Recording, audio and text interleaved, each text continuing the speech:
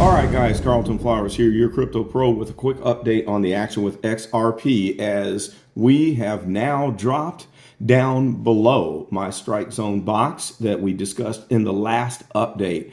And something that I wanted to point out here that is of critical importance is that we have broken down below. We wicked below the descending baseline. That nasty wick went all the way down here to about the 40 cents level, and then bounced right back up to the bottom of my strike zone. So while we were in this zone, I did pick up a bag somewhere around here when we just broke beneath the fib circle boundary at the 1.618. And I picked up another bag right here before that wick happened. And now we have broken down through the bottom of that strike zone. So the question is, what do we do now? Now, of course, we know that all of this comes from the news about the potential lawsuit that the SEC intends to file against Ripple over the sale of XRP. But as Brad Garlinghouse had said in the interview, that this is a threat of a lawsuit, and we haven't even had the lawsuit filed yet. We don't even know when the SEC is going to follow through and make the lawsuit official. But this looks like it's enough that it has caused a little bit of a panic and a dump in the price. So this moves us to the third scenario that I discussed in the last video, that if we were to fail this descending line of support, we have to look at the possibility of moving down here to the 2.618 fib circle boundary right here. And so you can see that I have a new strike zone that is set that kicks in at about the 36 cent price and extends all the way down to just below 30 cents.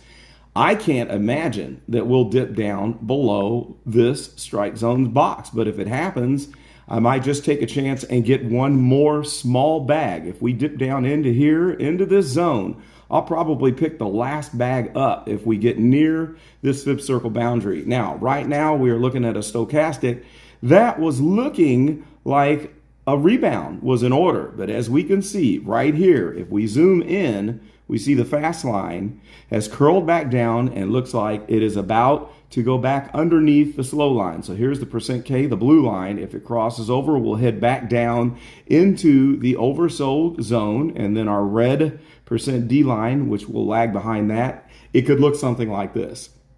So whatever the case, if this is the last dip, once we break down to the bottom of this stochastic and it looks like it is crossing over again and starting to head back up, then that will trigger me to roll the dice and take one last chance. And the only reason why I'm doing this is because in order to make the biggest gains, you have to do what everyone else is not willing to do and go against the crowd. Go against the grain and take a chance with the hopes that while everyone else is panicking and selling out, we might get a strong bounce down here and move back up. Now, if that happens, I probably will plan on selling part of that bag to take profits once we get back into this zone here, and then letting the rest of it ride if positive momentum kicks in from that point.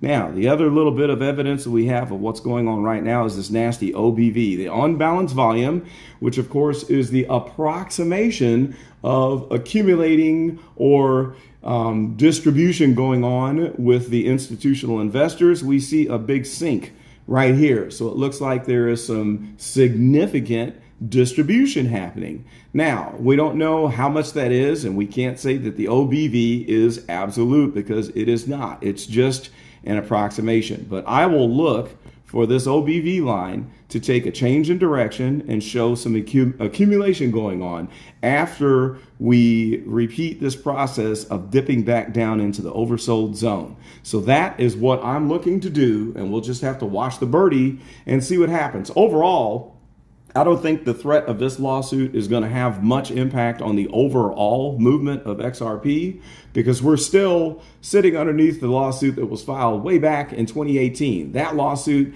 has not been completed yet, and that's the one where Ripple was fined $700,000 because of the violation of the Bank Security Act that was brought on by the Financial Crimes Enforcement Network.